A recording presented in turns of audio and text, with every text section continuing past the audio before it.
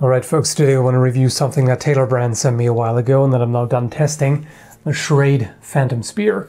This is the SCH SP1, which is the smooth version. There are two other versions, one with a flint style spearhead and the other is an arrowhead style. Now those, personally, I find kind of cool but also kind of silly. So I was most interested in this one here because it seems the most practical. Anyway, it goes for 65 to 70 US dollars, which is around 90 Canadian dollars. The price fluctuates weirdly. I've seen anything between 52 and 180 Canadian, which is kind of crazy. Anyway, the blade is made of 3CR13 stainless steel, which I'm personally not a fan of. It's cheap steel. It's easy to sharpen, but it doesn't retain an edge for very long. It's tough, but quite soft. And I've got to tell you that even though I was interested in trying this out, I didn't have high hopes for it. I had bad experiences with axes that are made similarly by Schrade, also with a 3CR13 steel blade and the same glass-filled nylon fiber handle, and they broke. So in this case I was prepared for it to fail, and I didn't pull any punches because I wanted to see what would happen if this would indeed fail. And it surprised me, even though I didn't have high hopes. This is always the best kind of situation when you review something. If in the beginning you're kind of skeptical, it's like, will this get messed up? And then surprises you, and it does just fine, which this one did. So the only thing I didn't do during testing is try to cut with it, because I don't think that's really appropriate use for something like that. Particularly also considering the construction.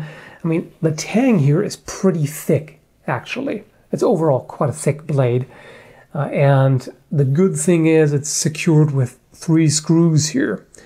Even so, if you were to strike something, especially on this side where the tang is exposed, there's quite a bit of impact stress. This in particular, where the edge, or the bottom corner of the blade touches the handle, that can be quite a problem.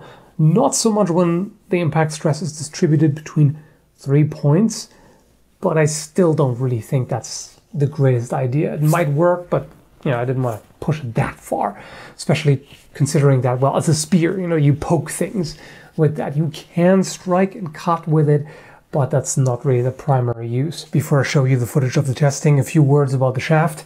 It's not very long, although long enough to get the job done. The comment section is going to be fantastic, isn't it?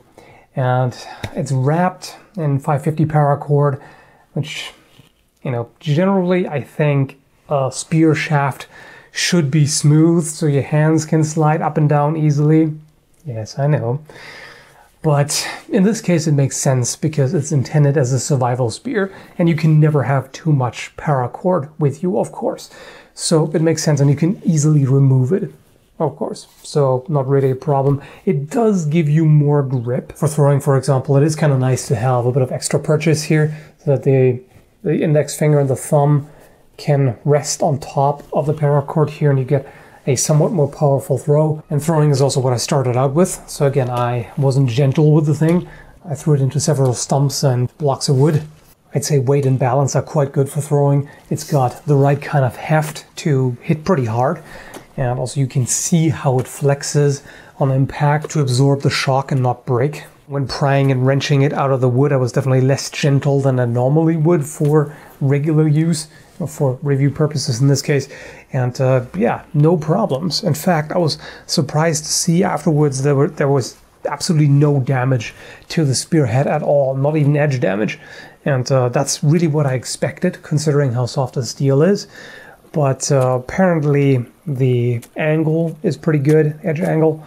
Now, it's not super sharp, of course, but this doesn't need to be, because as I said, most of the time you're not going to cut with it. And this is not the kind of spear that you could use as an improvised knife, really, at least I don't think so. Yeah, sure, you could do some cutting with it, but you're better off carrying a separate knife as well. Overall, the thing is quite powerful. Well, duh, it's a spear, and one with quite a massive spearhead too. If you were out in the bush and had to defend yourself against predators, be it four or two-legged, this would do very well. Sure, it would be nice to have extra reach, because this is essentially, well, long sword reach, pretty much, rather than a regular spear. But of course that means it's easier to carry, and it's not difficult to remove the screws here and mount it to whatever else you want. Even if this were to break, you would find some kind of halfway straight piece of wood and attach it to it. That would work just fine, and you can pick whatever length you want, of course. And by the way, for survival use, it's also got a compartment here. So this end cap unscrews, it's got a ferro rod, and inside there's this little plastic container here with a fishing kit. So that's pretty handy. And there is quite a bit of space in here, so you could also put other stuff in there. Let's see, there's the hook and sinker, a bunch of other stuff. And in this container there's also a bit more space, so you could probably stuff some matches in there, for example. This should be watertight. And yeah, I said you could definitely put some more stuff in there as well. It's a bit of a bummer that the only part of the spearhead that you could use the ferro rod with is the edge. Everything else is just too rounded, you can't really do anything with that. But yeah, with the edge it works just fine. It's just a bit of a shame to have to wear down the edge when using it. The black finish seems to hold up really nicely. There's only minimal wear. I expected that to wear down much more quickly. So that's nice. And overall, as said, this thing definitely surprised me positively. It performed a lot better than I was hoping. Considering that despite the fairly soft steel, the blade is next to flawless after all this testing. Can't complain about that at all. And also when I take a closer look at the shaft here, there are no fractures to be seen anywhere. So I think this would actually last for quite a while, even with regular use.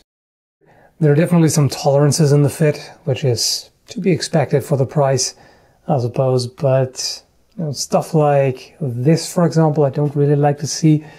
There's a bit of a gap down here, and also it's not perfectly flush.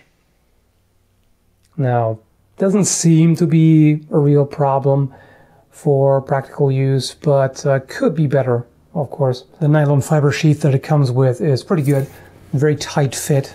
There's really no significant rattle. I mean, yeah, you can hear it a little bit when moving it around, but it fits really quite well. And very tight too, so you have to be a little bit careful. If you just grab the thing and yank on it, it's not really great. I would suggest just wrapping your fingers around here like that so you're not in contact with the edge here, and push on it and remove it that way. You could, of course, debate how useful a spear is for bushcraft and survival as opposed to carrying, say, a knife that you can lash to a stick and then use as an improvised spear. This, of course, is more weight and more space taken up. But you can also use it as kind of a walking stick and to prod the ground, potentially even do a bit of digging with it, even though that would take its toll on the edge, of course.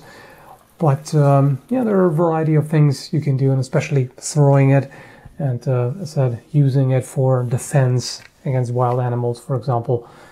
All of that. So yeah, pretty good, especially for the price. This is really not very expensive, at least in my opinion, compared to a lot of other things. And yeah, I would certainly recommend checking it out if you like spears.